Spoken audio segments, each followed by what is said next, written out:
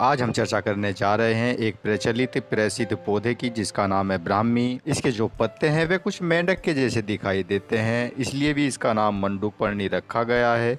ये ब्राह्मी का पौधा कहीं भी खेतों में पानी के आसपास उग जाता है। यदि आप इस ब्राह्मी के पौधे की 3-4 पत्तियों को लेकर उन्हें सुबह सुबह खाली पेट चबा चबा कर खाते हैं और ऊपर से पानी पीते हैं तो इससे आप पाएंगे कि आपकी जो याददाश्त है, आपका जो दिमाग है, इससे बहुत अच्छा रहेगा और ये बुद्धि को बढ़ाती है, दिमाग को शांत करती है।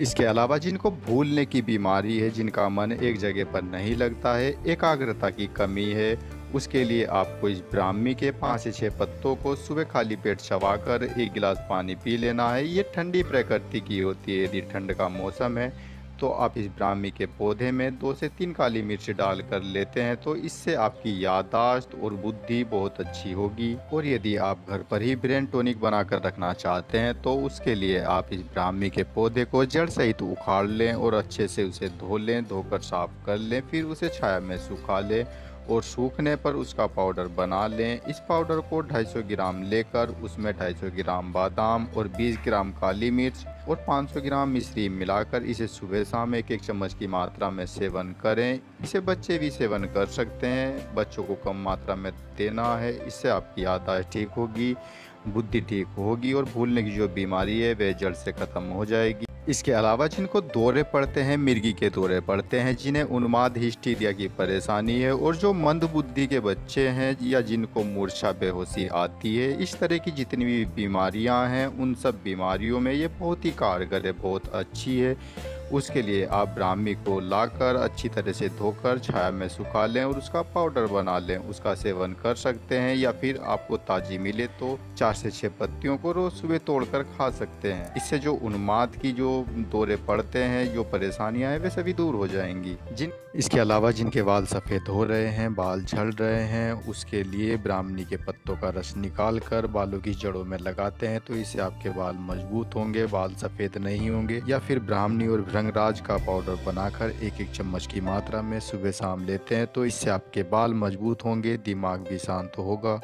ये अश्वगंधा का पौधा हमारे देश में सभी जगहों पर मिलता है। आयुर्वेद में इसे अश्वगंधा कहा जाता है क्योंकि यदि इसकी ताजी जड़ को या पत्ते को तोड़कर सूंघते हैं तो उसमें से घोड़े के जैसी गंध, घोड़े के जैसी खुशबू आती है। इसलिए कि हमारे ऋषि मुनि ने जितने भी पौधों का नाम रखा है, नामकरण किया है, वे 2 तरह से किया है। एक तो इन औषधीय पौधों के गुणों की वजह से इनका नामकरण किया है और दूसरा इन पौधों की आकृति, गुण, बनावट, गंध आदि की वजह से इनका नाम रखा है। आयुर्वेद में जितने भी ताकत की औषधियां हैं उन सभी में इसका प्रयोग होता है। ये बहुत पौष्टिक, ताकत को देने वाली औषधीय पौधा है। ये अश्वगंधा का जो पौधा है ये हमारी रोग प्रतिरोधक क्षमता को बढ़ाता है, रोगों से लड़ने की क्षमता को उत्पन्न करता है। ये दिव्य औषधीय पौधा है। इसकी जड़ के पाउडर का ज्यादातर प्रयोग किया जाता है। ये ताकत को बढ़ाने वाली औषधि है, शरीर को स्फूर्ति, शरीर को पौष्टिकता प्रदान करती है। जिनको कमजोरी है, बहुत कमजोर हो गए हैं, उनके लिए अश्वगंधा की जड़ के पाउडर को 1-1 चम्मच सुबह शाम दूध के साथ लेते हैं तो उससे हमारे शरीर की ताकत बढ़ेगी, हमारे शरीर में स्फूर्ति आएगी, नई ऊर्जा, नई शक्ति का संचार होने लगेगा।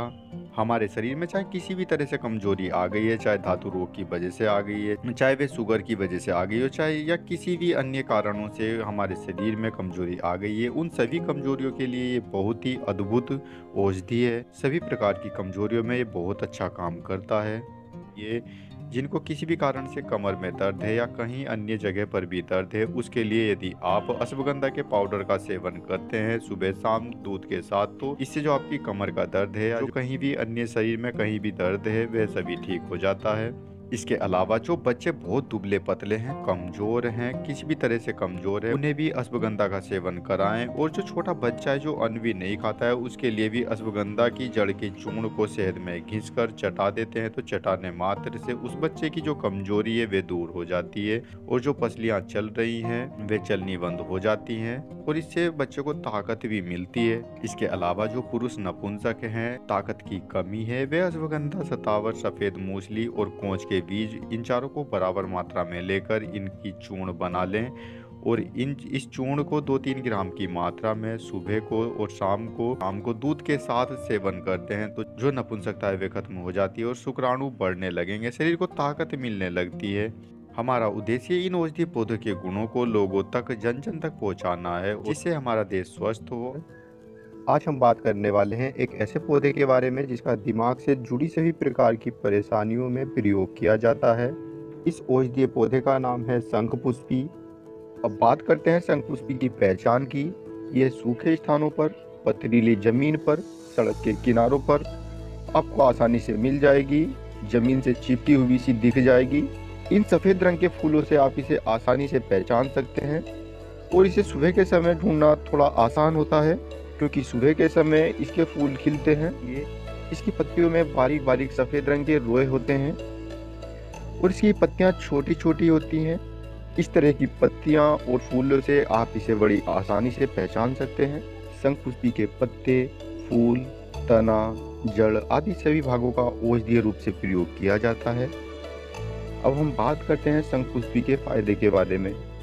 इसका इस्तेमाल विशेष रूप से दिमाग के रोगों में किया जाता है। जिनको भी भूलने की बीमारी है, याददाश्त कमजोर है, चाहे वे बच्चे हों या बड़े हों, उन सभी के लिए शंखपुष्पी को जड़ सहित उखाड़ कर छाया में सुखा लें और फिर उसे कूट कर पाउडर बना लें और उस पाउडर को 3-3 ग्राम की मात्रा में लेकर सुबह शाम गाय के दूध के साथ या फिर पानी के साथ लें। कुछ दिन तक लगातार लेने से ये जो भूलने की बीमारी है, ये जो याददाश्त कमज़ोर है, ये परेशानी जड़ से ख़त्म हो जाएगी। इसके अलावा यदि किसी को उन्माद है, पागलपन के दौरे पड़ते हैं, तो उसके लिए आपको करना क्या है, इसके लिए शंखपुष्पी को जड़ सहित उखाड़ कर उसके पंचांग को कूट कर रस निकाल लें और उस रस का आधा कप सुबह शाम सेवन करें। या अगर ताज़ी ना मिले तो 2-3 ग्राम पाउडर को सुबह शाम पानी के साथ या फिर गाय के दूध के साथ सेवन करने से लाभ होता है। इसके अलावा जिनको भी बुखार है, उन्हें भी शंखपुष्पी के 2 से 3 ग्राम पाउडर को दूध या पानी के साथ लेने से लाभ देखने को मिलता है। इसके अलावा जो बहुत ज़्यादा सोचते रहते हैं, सोचने की वजह से रात को नींद नहीं आती, अनिद्रा रोग है या नींद रात को बीच बीच में टूट जाती है, या जिनको नींद ही नहीं आती, उन सभी प्रकार के नींद के रोगों के लिए शंखपुष्पी का सेवन करें। इसके लिए 3 ग्राम शंखपुष्पी की चूर्ण को लेकर गाय के दूध के साथ या पानी के साथ सोने से पहले सेवन करें। इससे जो नींद संबंधी जितने भी रोग हैं या नींद नहीं आती है, उन सभी से मिलेगा आपको छुटकारा। आपको अच्छी नींद आएगी, आपको गहरी नींद आएगी। शंखपुष्पी का प्रयोग विशेष रूप से दिमाग के रोगों में किया जाता है। जब भी बुद्धि बढ़ाने वाली औषधियों की बात आती है तो उनमें शंखपुष्पी का नाम जरूर आता है। जब इस पौधे में फूल खिलते हैं तो ये पौधा बहुत सुंदर लगता है, तो इसे आप जंगल से लाकर अपने गमलों में, अपने घरों में स्थान दें। यह आपके घर की शोभा बढ़ाएगा। मैं उम्मीद कर अकरकरा का पौधा हमारे देश में सभी जगहों पर पाया जाता है। ये ठंड के मौसम में ज़्यादा दिखाई देता है। यह पौधा नमी युक्त भूमि में, नहरों, नालियों के किनारों पर आसानी से देखने को मिल जाता है। इसका प्रयोग ज़्यादातर मुंह के रोगों में किया जाता है। यदि किसी को आयुर्वेद का चमत्कार दिखाना हो तो आप इस अकरकरा के 2-4 फूल उसे चबाने को दे दें और फिर वह आपको बता देगा कि आयुर्वेद में कितनी शक्ति है। यदि आप सुबह को 2-4 अकरकरा के फूल को चबाते हैं तो इससे आपके मुंह की शुद्धि हो जाती है। इससे मुंह का गंदा पानी बाहर निकल जाता है और मुंह से जो दुर्गंध आती है वह भी इससे दूर हो जाती है। इसके अलावा जिनको दांत में दर्द है, दांत के दर्द के लिए यह दिव्य औषधि है। कितना भी भयानक दांत में दर्द है, उसके लिए आप इस अकरकरा के 5 से 6 फूलों को तोड़कर चबाएं और दर्द वाली जगह पर रखें। इससे आपके दांत के दर्द में तुरंत लाभ मिलता है और आपके पूरे मुंह की सफाई हो जाती है। जो गंदा पानी है वह मुंह के द्वारा बाहर निकल जाता है। इसके अलावा जिनके मुंह से बदबू आती है, किसी भी तरह से मुंह की दुर्गंध है, उसके लिए आप इस अकरकरा की पत्तियों को और फूल को लेकर चबाएं और लार को बाहर निकाल दें। या फिर आप इसकी पत्तियों को वे फूल को लेकर उनका काढ़ा बनाकर पीते हैं या फिर इससे गरारे करते हैं तो आपके मुंह की जो दुर्गंध है वह ठीक हो जाएगी। इसकी वीडियो यहीं तक। आज हमने जाना इस अकरकरा के औषधीय गुणों के बारे में। कल फिर चर्चा होगी एक और नए औषधीय पौधे की। और जिन्होंने भी हमारे चैनल को सब्सक्राइब नहीं किया है वे हमारे चैनल को सब्सक्राइब कर लें।